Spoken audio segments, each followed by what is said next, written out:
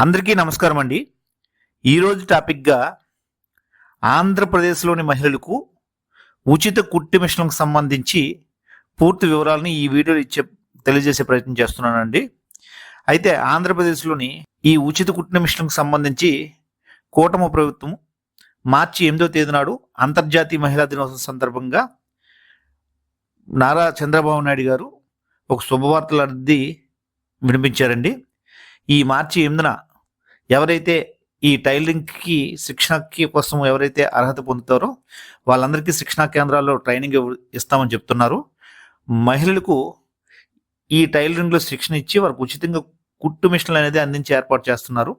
రాష్ట్రంలో సుమారుగా 1,00,000 మందికి పైగా ఈ టైలరింగ్లో ట్రైనింగ్ ఇచ్చే ఏర్పాట్లు చేస్తున్నామని చెప్పడం జరిగింది. అయితే బీసీ సామాజిక వర్గానికి చెందిన వారు, అలాగే ఈడబ్ల్యూఎస్ వర్గానికి చెందినవారు, కాపు కార్పొరేషన్ చెందినవారు సుమారుగా ఈ 1,00,000 మందిని ఎంపిక చేస్తున్నట్లు తెలియజేశారు. వీరికి 90 రోజుల పాటు టైలరింగ్లో శిక్షణ ఇస్తూ ఉచితంగా కుట్టు మిషన్లు పంపిణీ చేస్తారని చెప్పడం జరిగింది. అయితే బీసీ సంక్షేమ శాఖ ఆధ్వర్యంలోనే ఈ టైలరింగ్ శిక్షణా కేంద్రాలు నిర్వహించినట్లుగా తెలియజేయడం జరిగిందండి. మొత్తం మీద పేద మహిళల కోసం ప్రభుత్వం ఉచితంగా కుట్టు మిషన్లు అందించబోతుంది.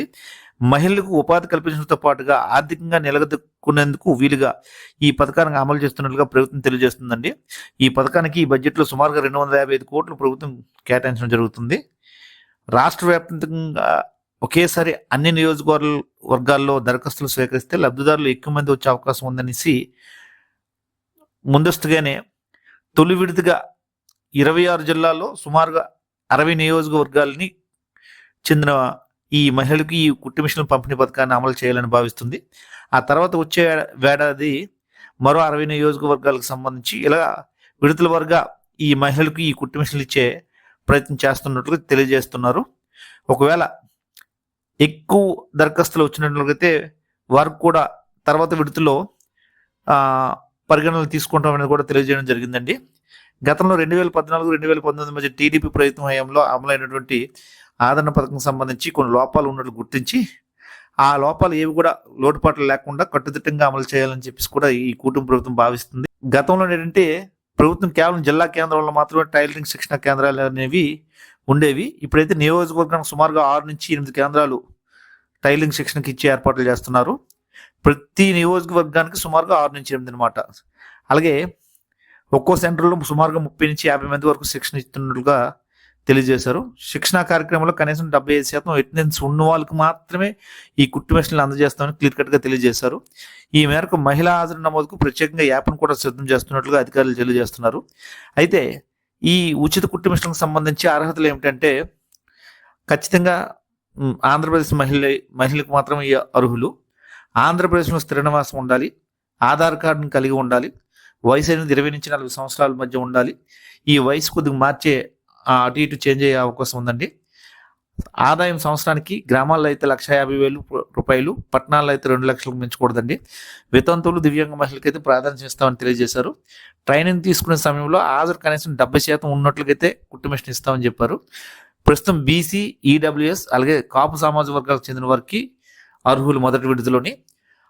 అయితే ఈ అర్హతకు సంబంధించి హౌస్ హోల్డ్ మ్యాపింగ్ ప్రామాణికంగా తీసుకున్నట్లు తెలుస్తుందండి.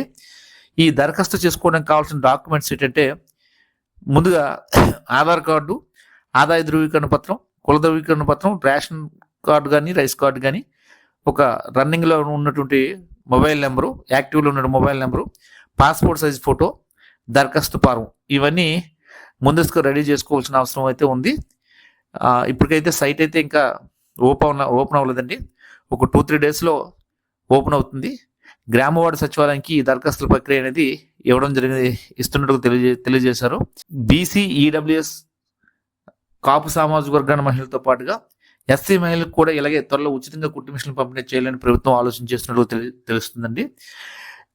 వీటికి సంబంధించి ఏమైనా డౌట్స్ ఉందో మీరు కామెంట్ రూపంలో తెలియజేయండి. నేను తప్పకుండా మీకు తెలియజేసే ప్రయత్నం చేస్తాను.